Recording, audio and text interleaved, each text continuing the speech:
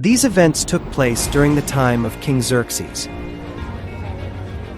who ruled over a vast empire stretching from India to Ethiopia. From his royal throne in the fortress of Susa, he reigned over many provinces. In the third year of his reign, King Xerxes held a great banquet for all his nobles and officials. The celebration lasted 180 days, showing the great wealth and majesty of his kingdom. Drinks were served in gold goblets. Banquet tables were lavishly decorated. Luxurious and delicious dishes were served on the table. The king had instructed all his palace officials to serve each guest as much as they wanted to reflect the king's generosity. At the same time, Queen Vashti was hosting a banquet for the women in King Xerxes' royal palace. The noble ladies laughed and conversed joyfully, raising their glasses in honor of the queen, celebrating her with toasts and cheerful delight. On the seventh day of the feast, King Xerxes told his eunuch to bring Queen Vashti to him with the royal crown on her head. King Xerxes wanted all his ministers and nobles to admire on the queen's beauty, for Queen Vashti was a very beautiful woman. Go at once. Tell the queen to come here immediately to the royal banquet palace. She must wear a royal crown and present herself before all my guests. Certainly, Your Majesty. I shall deliver your command without delay. The king's attendant arrived at Queen Vashti's banquet and respectfully delivered the king's command. But Queen Vashti refused to obey the king's order and would not appear before him. When the attendant told the king that Queen Vashti refused to come, the king became very angry. He felt disrespected, and he was embarrassed in front of all his important guests. The king quickly called his wise advisors to ask what he should do to Queen Vashti. What must be done to Queen Vashti? What penalty does the law provide for a queen who refuses to obey the king's orders? One of the king's minister, Memucan, he replied. If it pleases your majesty, we suggest that Queen Vashti be removed from your presence forever. Then you may choose a new queen, someone who is more respectful and worthy. The king agreed with the advice. So Queen Vashti was banished and never allowed to see the king again.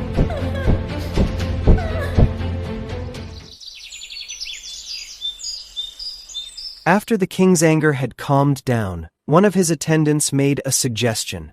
Your Majesty, let us search the whole kingdom to find beautiful young women. Then, you can choose the best one to become the new queen. I agree. This decree was announced in each province to bring beautiful young women into the royal palace. At that time, there was a Jewish man named Mordecai. He had a young cousin named Esther, who was very beautiful and kind. When Esther's parents died, Mordecai took care of her and raised her like his own daughter. Because of the king's order, Esther and many other beautiful young women were brought to the royal palace. They were placed under the care of the king's servant, named Hegai. Hegai was very impressed by Esther and treated her with kindness. He gave her special food and arranged beauty treatments just for her. He also gave her 7 servant girls and placed her in the best part of the palace. Esther did not tell anyone that she was Jewish or about her family background, because Mordecai had told her to keep it a secret. Every day, Mordecai walked near the palace gate to check on Esther and see how she was doing. Before each young woman was taken to see the king, she had to complete 12 months of beauty treatments, 6 months with oil of myrrh, and 6 months with special perfumes and lotions. When Esther's turn came, she was dressed beautifully and brought before the king. When the king saw Esther, he fell in love with her right away. He was so happy that he placed the royal crown on her head and declared her the new queen. To celebrate, the king held a big banquet for Esther and invited all the nobles and officials to join the celebration right away.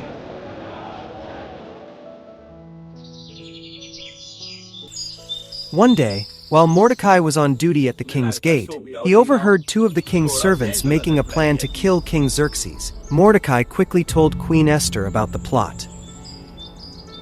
Esther then told the king and made sure Mordecai got the credit for the warning. The 2 servants were caught and punished for their evil plan.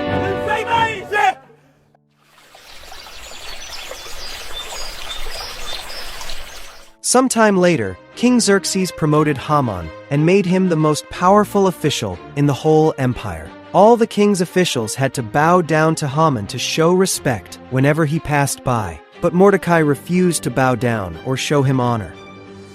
Sometime later, when Haman saw that Mordecai would not bow, he became very angry and filled with rage. When he found out that Mordecai was Jewish, Haman decided to destroy all the Jews in the entire empire of King Xerxes. Then Haman approached King Xerxes. There is a certain group of people scattered all over your empire, your majesty. They do not follow the king's laws. It is not good for you to let them live. If it pleases the king, please make a law to destroy them. I will even give 10,000 large sacks of silver to the royal treasury to help carry this out. The king agreed to Haman's plan. He took off his royal signet ring and gave it to Haman to show his decision was final. A decree was then written and signed by King Xerxes, saying that all the Jews must be destroyed. When Mordecai heard about this new law, he tore his clothes, put on rough clothes and ashes, and went out into the city crying loudly and bitterly. The news of the king's decree spread to all the provinces, and there was great sadness among the Jews. They fasted, wept, and mourned together. When Queen Esther heard about what was happening, she was very upset and worried. She sent her servant to find Mordecai and ask why he was so troubled. Mordecai gave the servant a copy of the decree and asked him to show it to Queen Esther and explain everything. Mordecai also asked Esther to go to the king to beg for mercy and to save her people. Esther said, "Please send my message to Mordecai. Everyone knows that if anyone goes to see the king in his inner court without being invited, they could be put to death, unless the king holds out his gold scepter to let them live. And the king hasn't called for me for 30 days.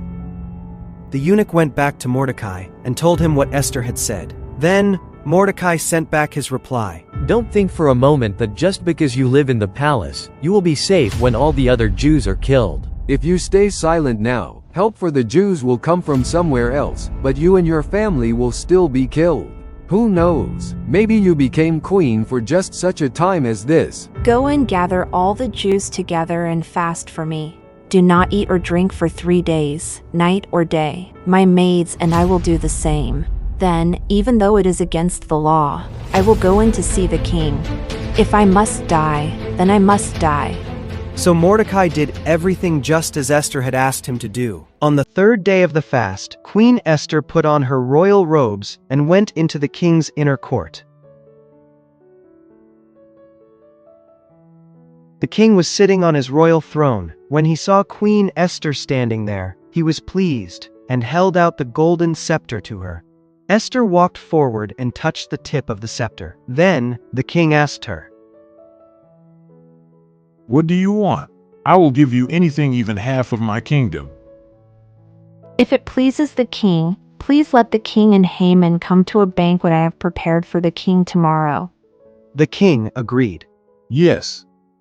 At his home, Haman gathered his friends and his wife, Zeresh. He bragged to them about his great wealth and all his sons. He also boasted about the honors the king had given him and how he had been promoted above all the other officials. Then Haman added, And that's not all. Queen Esther invites only me and the king to the special banquet she prepares for us tomorrow. But none of this means anything to me as long as I see Mordecai the Jew sitting there at the palace gate, refusing to bow to me. So Haman's wife, Zeresh, and all his friends told him to build a very tall pole, 75 feet high. They said, In the morning, ask the king to have Mordecai put on the pole. Then you can happily go to the banquet with the king.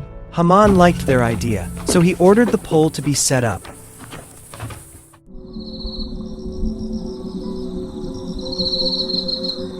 That night, the king could not sleep, so he asked an attendant to bring the book of history and read it to him. As the book was read, the king discovered the story of how Mordecai had uncovered the plot of 2 servants who had planned to kill him. What was the reward that we gave Mordecai for this? Nothing has been done for him, Your Majesty. Just then, Haman arrived in the outer court of the palace. He came to ask the king for permission to hang Mordecai on the pole he had prepared.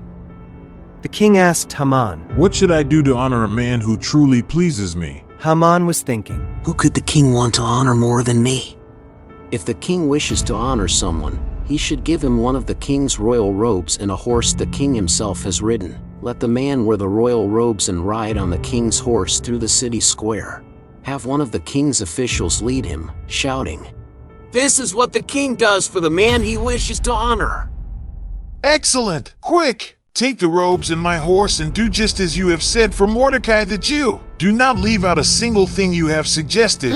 So Haman dressed Mordecai in the royal robes, placed him on the king's own horse, and led him through the city square, shouting, "This is what the king does for the man he wishes to honor."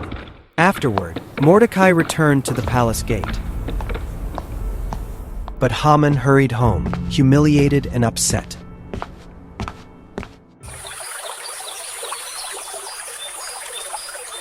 The next day, the king and Haman went to attend Queen Esther's banquet. While they were drinking wine, the king asked, Tell me what you want, my queen. What is your request? I will give it to you even if it is half of my kingdom. If I have found favor with the king, and if it pleases you, I beg that my life and the lives of my people be spared. Who would do such a thing? Who would dare to harm you? This wicked Haman! Haman turned pale with fear before the king and queen. The king, very angry, jumped up and went out into the palace garden. However, Haman stayed behind to plead for his life with Queen Esther, for he knew that the king intended to kill him. In despair, he fell on the couch where Queen Esther was resting, just as the king was returning from the palace garden.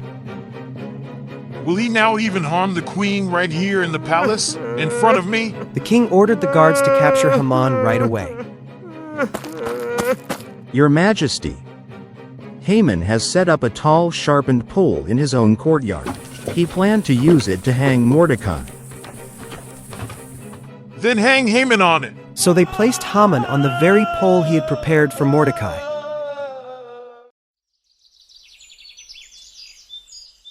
A king's decree was written to give the Jews in every city authority to unite to defend their lives from anyone who might attack them.